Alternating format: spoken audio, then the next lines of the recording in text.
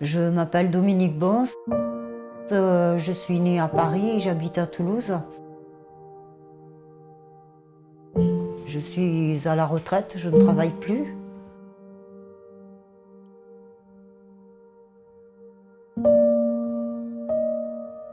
Bon, Nicolas, c'était un garçon très sensible, mais qui a fait quand même aussi pas mal de bêtises dans sa vie. Donc il a touché pas mal à la drogue.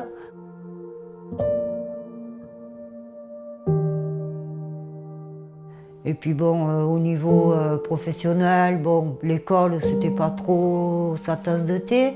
Ce qu'il a ensuite, il a dit que il a regretté de ne pas avoir travaillé davantage à l'école, quoi. C'est pas pour autant qu'il était bête, voilà. Mais il s'est un peu laissé aller dans sa vie. Il a rencontré d'autres garçons qui finalement fumaient avec, etc. Donc c'était un milieu assez malsain, quoi.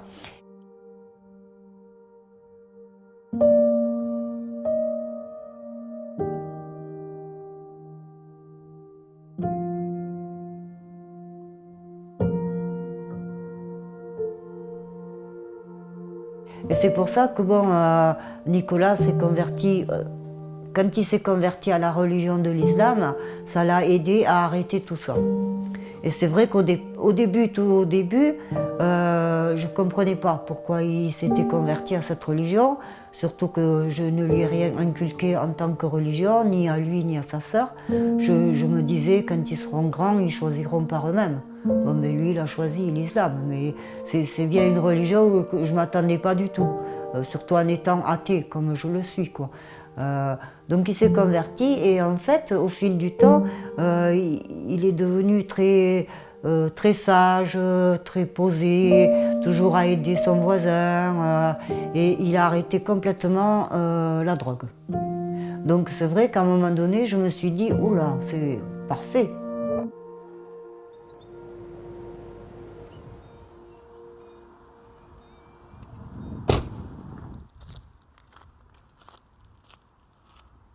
Ça, c'était le collège de Nicolas et de sa sœur, hein, puisqu'ils avaient que 13 mois d'écart.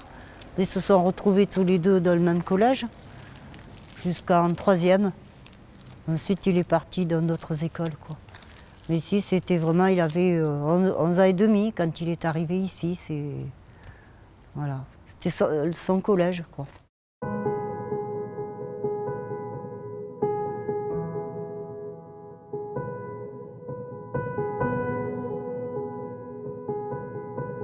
Mais c'est à partir de la quatrième, troisième qu'il a commencé à toucher au pétard et tout ça, avec d'autres qui vendaient ici, là, devant la place, quoi. Donc ça, c'est un fléau parce que ça touchait beaucoup de jeunes et c'est comme ça qu'il a commencé à fumer.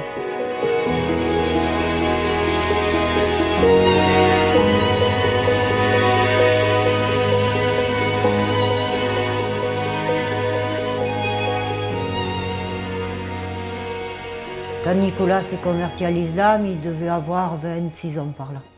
Mon fils aurait voulu que je me convertisse à la religion et je lui ai dit non. Maintenant, moi, il n'est pas question que je prenne une religion, j'en ai jamais pris.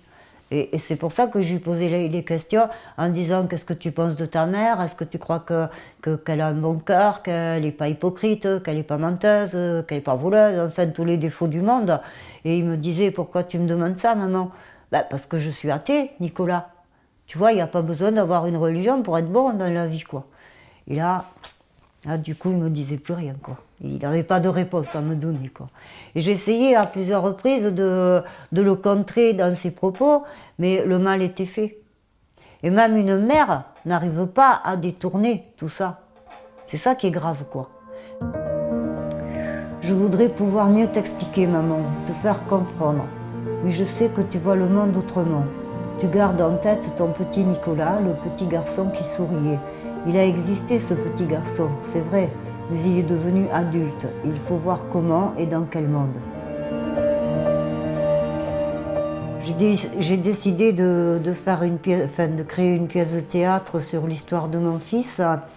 J'ai rencontré un jeune homme ici de Toulouse qui a un master en théâtre quand même, et qui a bien voulu s'y intéresser. Donc je lui ai raconté l'histoire de mon fils pendant une bonne année quand même, et lui l'a mis en écrit. Tu es rejeté dans ce pays, c'est vrai. Tu es incompris, c'est vrai. C'est de ça dont tu souffres, c'est vrai. Tu es quelqu'un de trop bien dans ce monde, c'est vrai. Tu fais partie des élus de Dieu, c'est vrai, c'est vrai, c'est vrai, c'est vrai.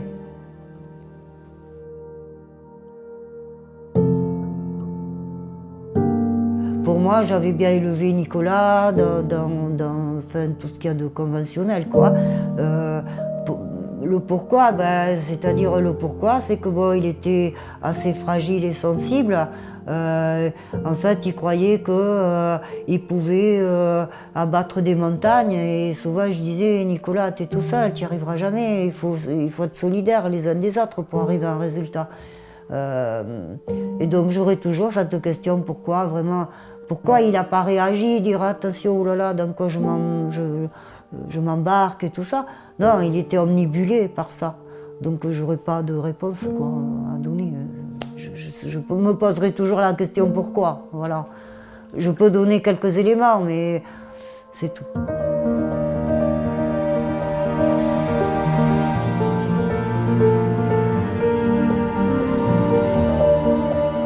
Quand j'ai reçu le message du décès de mon fils, j'étais atterrée. Sans réaction pendant un moment, je ne savais pas si c'était vrai, pas vrai, quoi, voilà. Donc ma réaction a été de balancer le téléphone, quoi. Et les personnes qui étaient à côté de moi m'ont dit mais qu'est-ce qu'il y a? Lisez, lisez. Et donc ils ont vu donc, le message qui était au père et mère de Nicolas, votre fils est mort dans une opération explosive dans un village près de Homs. C'était l'autre phrase, que Dieu l'accepte en martyr, enfin tout comme ça.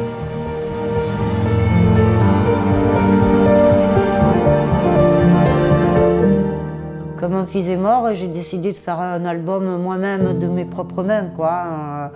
Donc j'ai pris des photos, je les ai imprimées et j'ai fait donc cet album, le début de sa vie, on dira, Nicolas bébé. Nicolas et sa petite sœur ont au même âge, en fait, quoi. Nicolas qui grandit, il est heureux, comme un enfant de son âge, de toute façon. Les carnavals, mamie qui faisait les costumes, leur baptême, ils ont été baptisés aussi, ils étaient petits quand même. Enfin, ils étaient plus bébés, quoi, je veux dire. Ils avaient 1 an, 2 ans, un truc comme ça. Le Noël, enfin bon, une vie normale d'enfant équilibrée pour moi. Voilà, toujours très proche de sa sœur. Quand il jouait au foot, il était très bon au foot d'ailleurs. Voilà, encore un carnaval, le bicentenaire de la Révolution française, et c'est la grand-mère qui avait fait les costumes. Cette photo, il devait avoir 14 ans, c'était une photo de classe en fait, de son collège, quand il était au collège. Nicolas qui devient adolescent, voilà. Comme tous les ados, avec des posters au mur, des jolies filles, etc. Quoi. Comme quoi, comment on peut changer, c'est incroyable, quoi. Toujours bien habillé, les marques, Lacoste, je sais pas quoi, Ralph Lauren. Ça a bien changé après quand même. Voilà, ces 2 photos étaient déjà convertis à la religion. Il venait de se convertir d'ailleurs. Et là, il était déjà. Là aussi. Mais là, ça se voit encore plus sur cette photo. Et ça, c'est la dernière photo de Nicolas que j'ai eu vraiment la bonne idée de le prendre en photo 3 mois avant qu'il parte, et sans savoir, bien sûr.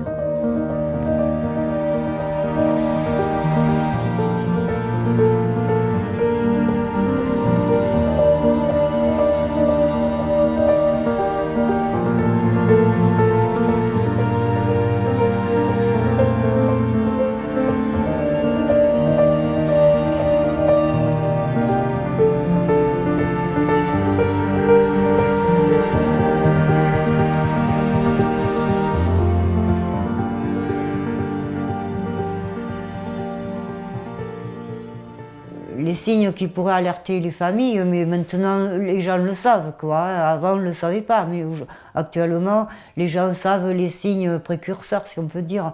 Ils s'éloignent de leurs amis, ils vivent à l'écart, ils essayent d'inculquer la religion qui leur tient à cœur, ils fument plus. Il s'adapte à toutes les coutumes de la religion. Je pense que la prévention est essentielle, surtout la prévention primaire. Après, on peut rajouter la secondaire, etc.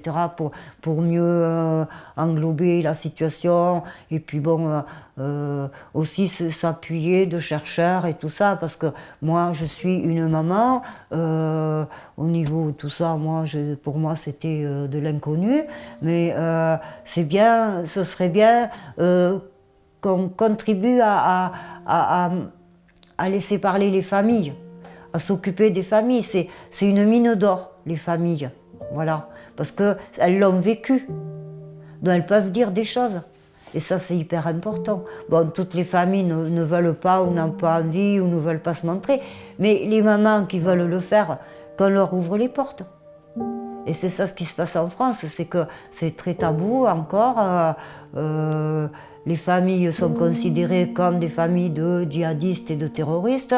Nous sommes aussi des dommages collatéraux d'une situation qui nous dépasse.